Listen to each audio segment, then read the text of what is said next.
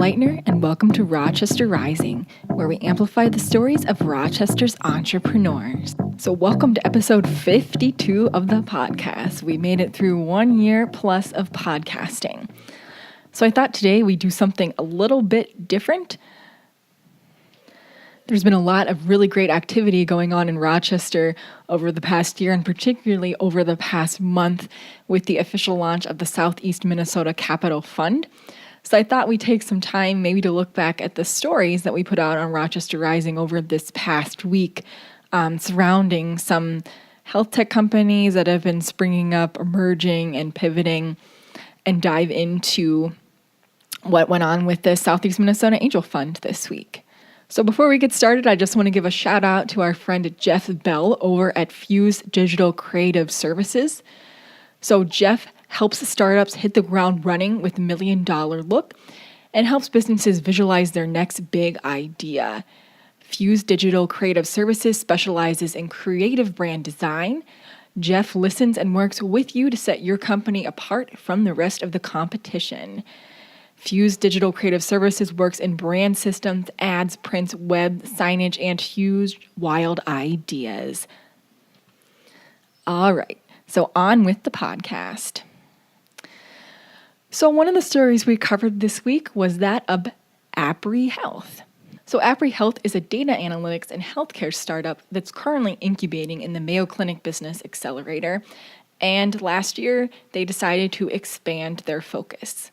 So this is a 5-year-old company that uses machine learning and artificial intelligence to really take a deep look at medical data and create what they call ecosystems of action within healthcare systems.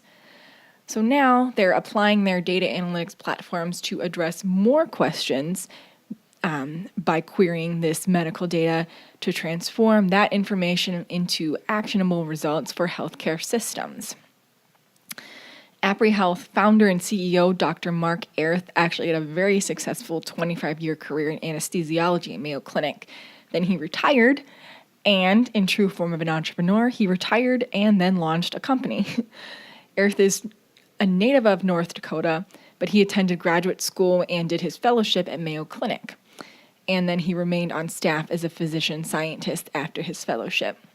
During his time at Mayo, Dr. Erth actually pioneered an analytics program that helped to reduce unnecessary blood transfusion expenditures at Mayo and actually saved the healthcare system about $25 million.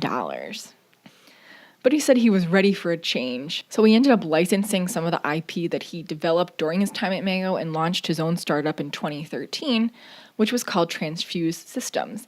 And he started this business with serial entrepreneur and physician Dr. Jameson Ferramisco, who is an expert in telehealth and health tech. So it's one person partnering with the best person in another field, which makes a fantastic partnership. So Dr. Erth had a lot of experience in reducing blood transfusion costs, and Dr. Ferramisco had a really seasoned career in digital health. So they set out to attack overutilization issues in healthcare, and they laser focused in on blood transfusion to start, which made the most sense. Dr. Erth has explained that blood transfusions are some of the most common medical procedures in the country, and often they're very unnecessary and very expensive.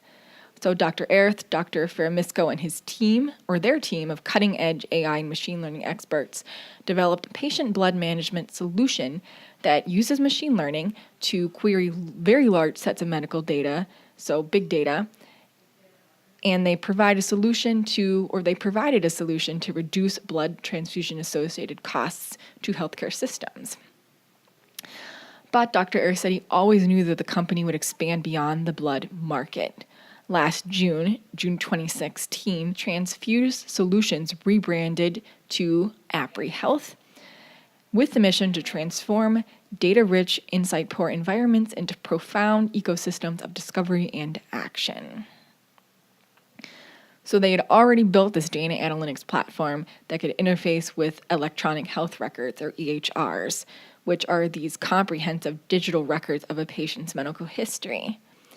Their platforms use machine learning to develop new algorithms daily to query these large EHR datasets and deliver actionable intelligence and information to healthcare systems. So Dr. Earth explained to me, if you have these records, you just have to change the question that you're asking them, and you can run what you could consider to be a new experiment every 4 hours just by asking the data a different question and getting out a different type of information. So they've applied their data analytics system to solve other healthcare utilization issues beyond blood. So recently, they've applied their machine learning to solve the issue of cost of care. So they partnered with a hospital in Hartford, Connecticut, and are helping this system assess how much it costs to deliver specific items of care and analyze how these rates impact the institution. So for one example, they've examined congestive heart failure patients that are admitted within this Hartford system, and these patients had the same clinical diagnoses and identical outcomes. And they discovered that patients that were treated by cardiologists in the Hartford system actually incurred a much higher daily cost to the hospital system than those who were treated by hospitalists. So these are physicians, nurse practitioners, and physician's assistants, and they generally provide general medical care to hospitalized patients. So if they're looking at really value-based care and these patients have the same outcomes, treatment by cardiologist inferred essentially a $5,000 more cost per visit to the hospital system. So their data platform was able to assess their data analytics platform was able to assess the medical data in Hartford system and basically save them a ton of money just by having these patients examined by hospitalists instead of cardiologists. Apri Health is also moving their data analytics platform into the field of pharmacogenetics. And pharmacogenetics uses genetic testing to predict a patient's metabolic response to drugs. Apri Health recently formed a partnership with a large genetics firm and launched a successful pilot study with Georgetown University and the University of California, San Diego. Now they're looking to move into other pharmacogenetics areas such as opiate metabolism, which is a huge issue in the country right now. They've additionally applied their data analytics platform to maybe less of an appealing area, medical bills. So they've used their software to query 1.3 million lines of bills from 7 years of healthcare data and $3 billion worth of billing. And essentially, they found $450 million in fraud, waste, or abuse. Pretty crazy. So they started off as a blood company, as transfusion systems, and now they're doing all this other stuff. And part of their issue they're facing today is keeping focus in what they're doing and also expanding what they're doing, Dr. Earth explained to me. So in his very long career in medicine, Dr. Earth has really seen what it's taken to be a successful clinician scientist, which he says is really a mixture of asking the right questions, pursuing the right questions, and mobilizing resources to address those questions. And he also sees a lot of similarities between medicine and business. As a physician, he told me that you're making a decision on behalf of the patient, usually with only 80% of the information that you'd actually like to have. So it has really short-term effects and long-term implications, and death of a patient is always out there on the table. And the same is really true in business. So you have to make these decisions, and you really don't have a lot of information most of the time. But instead of the death of a patient, a decision you make can lead to the demise of a company. Dr. Earth told me that he thinks the environment in Rochester is really prime for entrepreneurship right now, thanks to the work of people at Rochester Area Economic Development, such as Xavier Fergola and Gary Smith, along with others in the community. And we'll hear a lot from Xavier really briefly. Dr. Earth thinks that things now are much easier for entrepreneurs in this exciting time of development, but what he says is lacking really is capital and local angel investment. Again, hint, hint, just listen in for 5 more minutes to hear really the end of the story. Dr. Earth told me that Apri Health themselves has only one investor in Rochester right now, and the rest are spread across the country. He thinks there's a lot of innovation going on in town right now, but it's really the capital that's needed to drive that innovation. So lack of angel investment, lack of local capital has been a hot issue in Southeast Minnesota for a long time and definitely was a roadblock to startup development in the region. Thankfully, just last week, the Southeast Minnesota Capital Fund the Southeast Minnesota's first angel fund launched to grow startups in the region. Before we get into that story, I just wanted to give a quick shout out to one of our community partners, MedCity Consulting. So MedCity Consulting offers a full range of accounting and consulting services, and they deliver reasonably priced, personalized solution through best-of-breed technology.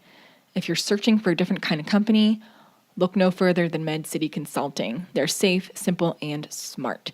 And for more information, visit them at medcityconsulting.com.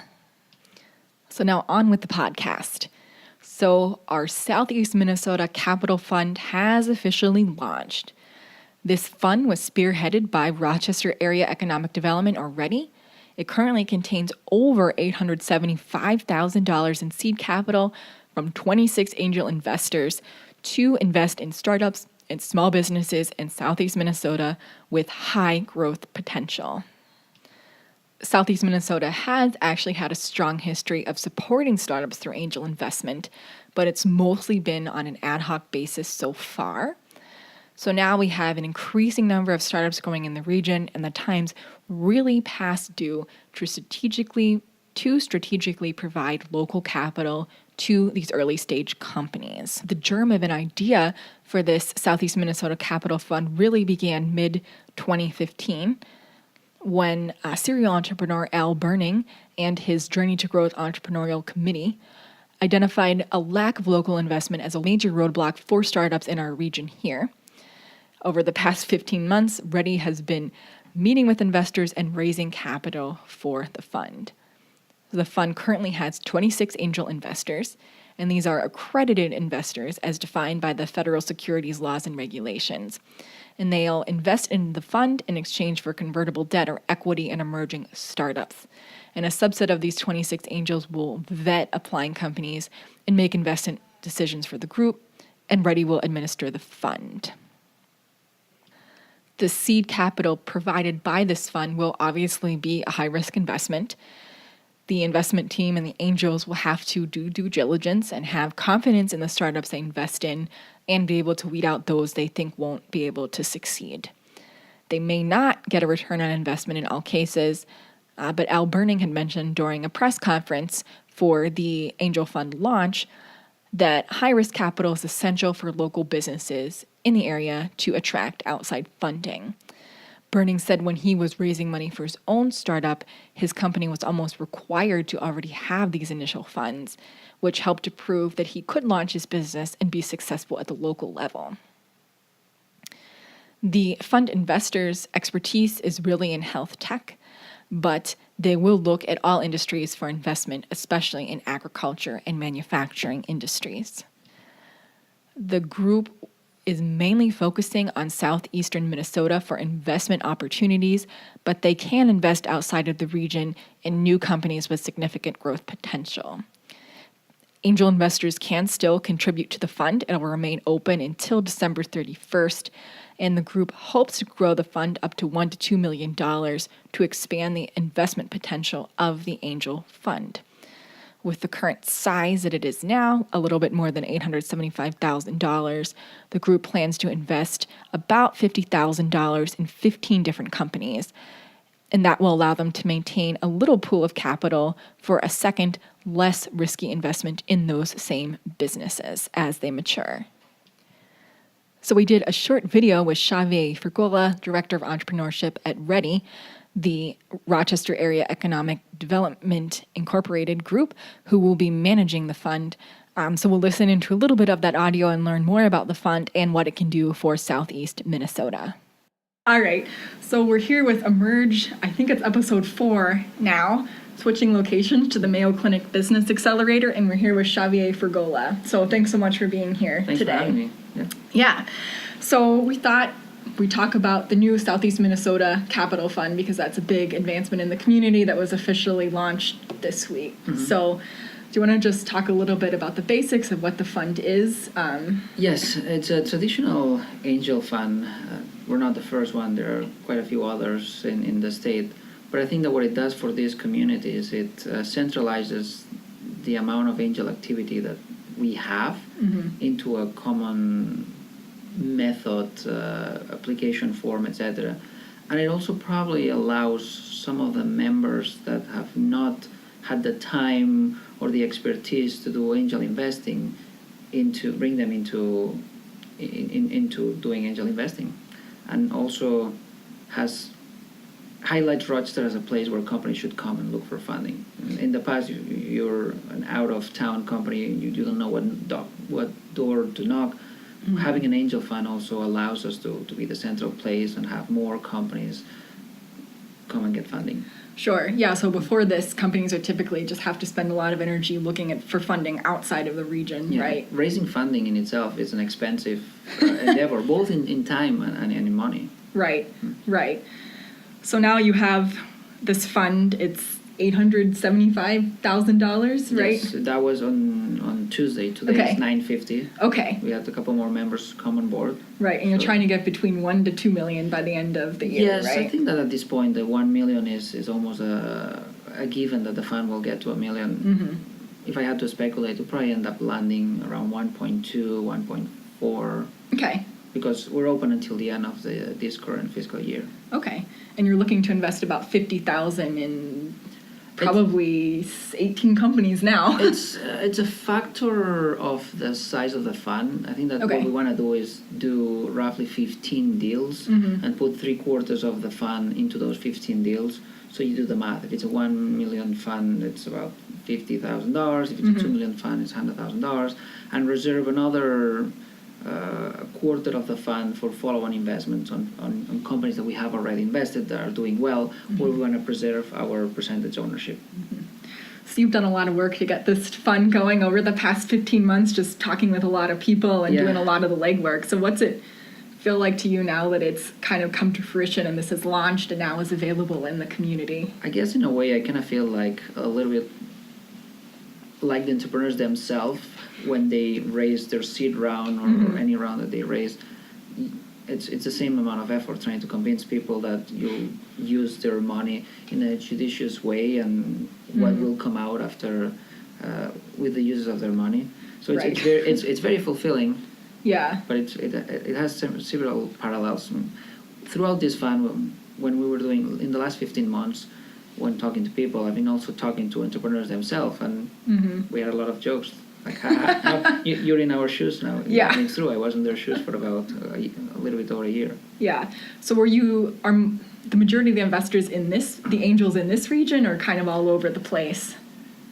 I'd say that probably 70% are Rochester-based investors. Now we're seeing after the press release, we're starting to see a little bit more regional investors and involvement. But the fund was meant to be regional in its membership, but also in the way we intend to invest the fund. In other words, we don't want that to be a Rochester-centric fund. Right. Looking forward, and with the experience we have, we know that a lot of the ideas and companies that come out of this region come from Rochester itself. Sure. But we're going to make an effort not to invest only in Rochester companies. If you look back 5 years ago, what did we have? Right? Not much. Right? And if you look like now, what do we have? We have a couple entrepreneurial spaces. We have people starting companies. We have a little bit more of a community involvement. Now we have 2 early funds, the Rochester Economic Development Fund, which probably comes first, and this Angel Investment Fund. So as you said, we're starting to feel all the an ecosystem. An ecosystem.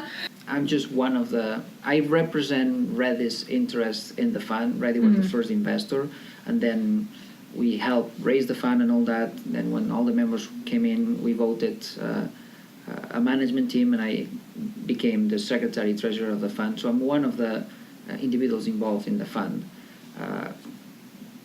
It's not my fund. I represent the people in the fund. Yeah. Another thing that we're trying to do is, and I think we want to be very mindful of that, is there are other angel funds in the state, and we're doing a concerted effort to reach out to them to share our expertise and share our deal flow. In other words, perhaps a lot of healthcare companies will come to Rochester and we'll have one part of the vetting process here, versus in Minneapolis there's a Go for Angels, and they also see a lot of medical devices, but their membership is a little bit more expert in how would I say it?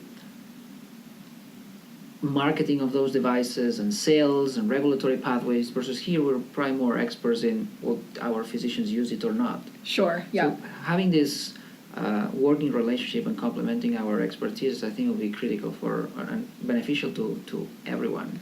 Right. Yeah, I think that goes back to creating this like whole ecosystem too, even in the state, because we're so close. So yes, you're right. We want to create the ecosystem, but just not only in Southeast Minnesota. We want to help create the ecosystem throughout the state. And at the end of the day, Minneapolis and Rochester are an hour and a half. Right. So that's not far away. No, that's not far. And again, it's creating this system. Yeah. So we have expertise here, they have expertise there that's completely different. Yeah, and start reaching out perhaps to Austin. They have the Hormel Institute. They're doing a big effort there to be more entrepreneurial. So if we can be helpful there, we'd like to. So how do you think having the fund here, do you think it accelerates the process of companies, or it just makes getting that capital a little bit easier because you have more of a relationship in the community? Yeah. What do you think that does, the fund being here to help that process? I think it accelerates it for some companies. Okay. So they have to be good companies.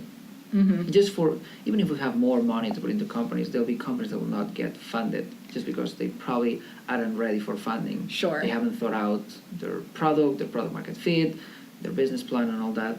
But there are other companies here or in the region that are good companies that they won't have to go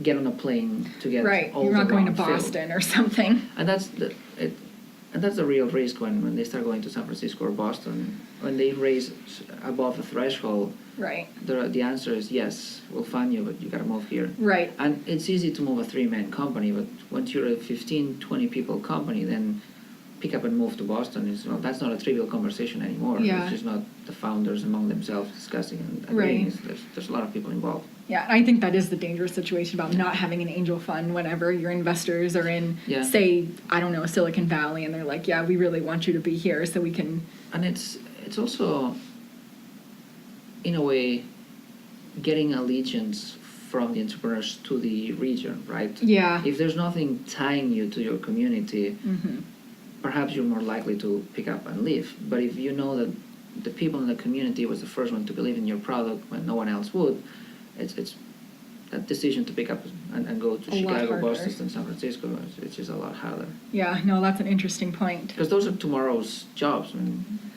That's what we're planning on. You were my job, your job, my job, or yeah. the jobs of the sons or the nephews of the angels themselves. Right, and yeah, I think it's exactly right. Investing in the community and the future. You know, the kids in elementary school right now. How many people doesn't complain about, well, we grew up here and it's college time and my kids go somewhere else and never come back because they have. If they don't want to do healthcare, why would they come back to Rochester? Right. If we diversify this economy, then they might come back to Rochester. And I guess maybe to wrap up, we should maybe talk about the angel tax credit. So I guess we had this tax, or had funding for this tax credit in Minnesota, so you could get a 25% credit or up to like $125,000. And I think there's a little bit left in it for 2017, but 2018 we have no money. Do you think that impacts us at all, or no? When we were putting together the concept of an angel fund, the angel tax credit was one of the 2 or 3 main bullet points there, like return on investment, help the community, and oh, by the way, not all your money is at risk because we have this angel tax credit. So for people that was more risk averse, that was a deal breaker. When all this legislation unraveled, it was the hardest part was not knowing what was going to happen. So for 3 months, it stalled us completely. We didn't know what to tell our membership. It would look one day that was going to pass, then not pass, and then it ended up not passing, and we had to all re-vote that they were doing that, and we lost a couple investors at that point. Sure. Well, when I heard it's not passing, I just thought this probably will kill the deal. But it didn't. Luckily it didn't. But it's in the big context of the state funding. What is it, $10-15 million? I just don't understand. When you look at how much good it has done, I just don't understand that this is where they chose to fight over. Yeah. And the other thing that we're mentioning is these companies get local money; they stay in the state. Right. So it's it's much cheaper to get these companies to be allegiant to Minnesota than when they threaten to leave their Wisconsin or headquarters or something. do Yeah. a reverse merger, then just give them a bunch of tax incentives in the hundreds of millions or even billions. Yeah. So I think it's created a fair amount of jobs. Even Mm-hmm. neighboring states are now envious of the entrepreneurial community in Minnesota. And for the first time, about a month ago, someone from Madison was telling me that they were envious about Minnesota, right? That's good. Yeah, actually. That's what like you were saying 5 years ago. I would have never thought would have we would been do that. But now we're moving forward, you know. But I have hopes that there's a lot of people in the entrepreneurial community pushing for the angel tax credit to be reinstated for 2018 or 2019. And I think we may get it. Yeah. The law is still in place. It's just Right, there's no funding. You have to reappropriate funds for it. Right. Right. So there's definitely hope. And up until now, it was only a Minneapolis St. Paul-based effort. Now they'll probably have another partner with us because we do want to help push for the angel tax credit to come back. So, well, thank you so much for taking time to be here today and talking about the fund as part of Ready. So we appreciate your time. My pleasure. So launch of this fund obviously is a great opportunity for high growth potential startups in southeastern Minnesota and the Rochester area. And thanks so much to Xavier and his team for all the work that they put in over the past 15 months of craziness, I'm sure.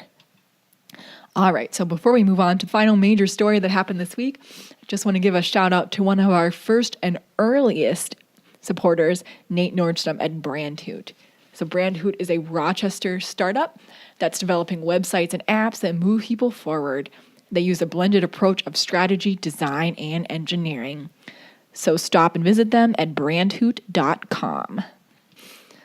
So way back in June, I had the distinct pleasure of meeting 5 young Rochester area students, Stella Baltic, Sophia Fulton, Anushri Willimby, Marine Makiara, and Kirthi Manikanta. They are a team that they call SKeMAs, and they're developing an app called Via that limits distracted driving among teens. They advanced all the way to the semifinal round of a global tech competition called Technovation in the very beginning of summer, and now they're working their way through the youth division of Minnesota Cup, making the road safer one driver at a time. So the girls, like all good entrepreneurs, saw a problem affecting everybody around them. They originally designed an app called Via to log hours while training for their driving permits. However, they soon recognized a much larger problem: teenage distracted driving. To solve this problem, they expanded the functionality of their mobile app Via to lower distracted driving rates among teens and even adults and make the roads just a little bit safer. So once you install their mobile app Via on your phone, it reminds users to mute all their notifications while driving, and it also will send automated replies to anyone who texts the driver while they're driving, and can in turn notify the texter once the car has reached its final destination. So who wouldn't want something like that? How many times are we driving, looking down on our phones to look at a text or notification, and we know we should not be doing it? Currently, the team is beefing up some features of Via to enable multiple user accounts and other capabilities, and ultimately they hope to link the app to the onboard diagnostic system of the car. This linkage will allow parents to monitor driving habits as well.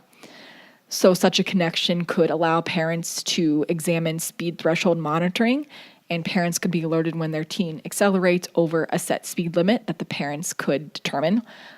It could also allow for supervision of braking and reckless driving behaviors. So again, if you're a parent, why wouldn't you want that? I'm sure you would. So the girls began building this app last summer, and they really homed in their concept during the 12-week-long Technovation Challenge. Technovation is an international competition, and it encourages small teams of girls to create, design, and build mobile apps to solve real-world problems and inspire technology, entrepreneurship, and STEM careers in young women. Since 2010, 10,000 girls from 78 countries have participated in the Tech Challenge.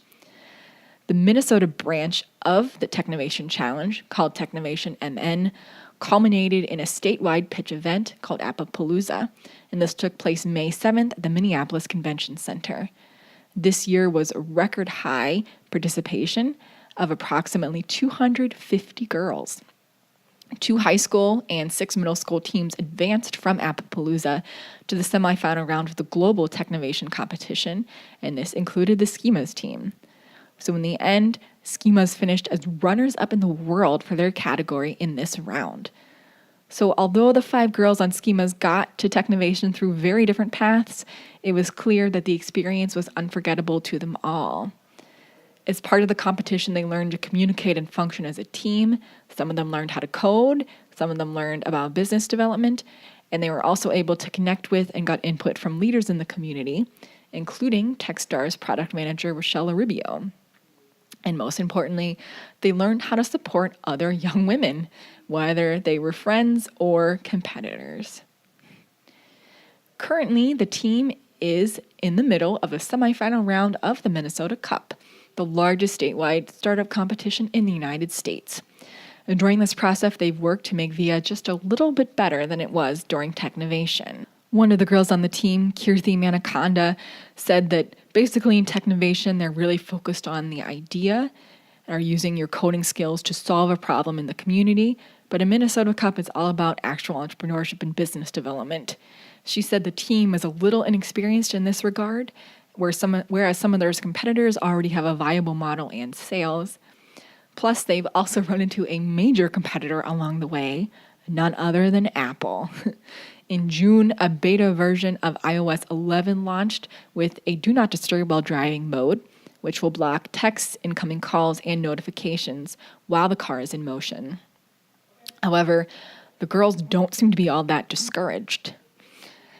They said their mentor, Rochelle Aribio, told them they just had to be better and one step closer than the competition to succeed. I think that's fantastic advice. The team currently is expanding some capabilities of the app that Apple doesn't have yet, and they believe that integrating changes into the app is easier than integrating modifications into the actual phone operating system itself. With Apple looming on the horizon still, the team is laser focused in on Minnesota Cup and seeing where that experience can take them. And they'll learn if they advance to the final round this Friday. So best of luck to these 5 young women blazing the path through Minnesota Cup, and for other women in the area and anywhere really looking to get into tech and entrepreneurship. So hopefully you enjoyed this unconventional podcast this week and got a little tidbit of a lot of different things going on in the Rochester entrepreneurial community right now, especially in the healthcare and tech industries. And certainly launch of the Southeast Minnesota Capital Fund is a huge step forward in the community here. So we'll be back next week with all new, fresh interviews for you. So thanks for tuning in to the podcast today. Be sure to subscribe to the podcast on iTunes and rate the podcast so that other people can find it. And we'll see you here again next week.